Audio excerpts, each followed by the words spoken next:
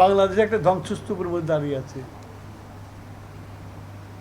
ওনারা জানেন এত ঋণ করে দিয়ে গেছে যে সরকারি কর্মকর্তাদের বেতন দেওয়াটা ডিফিকাল্ট হয়ে যাবে একদিন, যদি আমরা ঠিক মতো প্ল্যানিং না করতে, ঠিক মতো যাতে আমরা করতে পারি।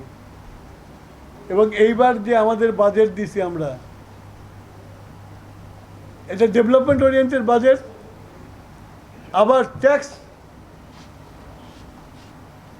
যাতে মানুষের উপরে না পড়ে বেশি, সেইটাই বাজেট। এবং এই বাজেট নিয়ে সবাই প্রশংসা করছে যে আমরা একটা ভালো বাজেট দিচ্ছি, কিন্তু এই বাজেট ইমপ্লিমেন্ট করবে কারা? দেশের মানুষ, দেশের প্রশাসন। সেটা যদি না করে তাহলে যতই ভালো দেই না, ভালো হবে না। এটা করতে হবে। আজকে সিরাজগঞ্জে আমি একটা গাড়ি চালালাম, আমি জানি অনেকে আমার বিরুদ্ধে যারা লোক আছে যারা নিয়ে পায় চায়ের দোকানে বসে আমার গালিগালাজ করতেছে, আমি জানি, দেখাইতেছে মানুষকে। আমি দেখানোর জন্য করিনি এটা। আমি আমার নিজের মনের উচ্ছ্বাসে যে আমার এই শহরে, যেটা আমি বড় বড় শহরে আজ থেকে 30-40 বছর আগে দেখছি, ঘুম থেকে উঠে যে এরকম একটা গাড়ি রাস্তা পরিষ্কার করতে, রাস্তা চকচক করতেছে, সেই উচ্ছ্বাসে আমি ওই ট্রাকে যে উঠছি। কাউকে দেখানোর জন্য উঠি নাই, আমি ওই ট্রাক দেখছি, কোনোদিন উঠি নাই।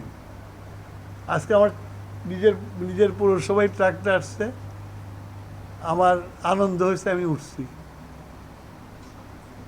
এবং এই ট্রাকটা রক্ষণাবেক্ষণের দায়িত্ব তো আমাদের সবার। সরকার দিছে, আর আমাদের যে ধারণা যে গভর্নমেন্ট কা মাল দরিয়া মে ঢাল, গভর্নমেন্টেরও কিন্তু বাপ মা আছে, সেগুলো জনগণ।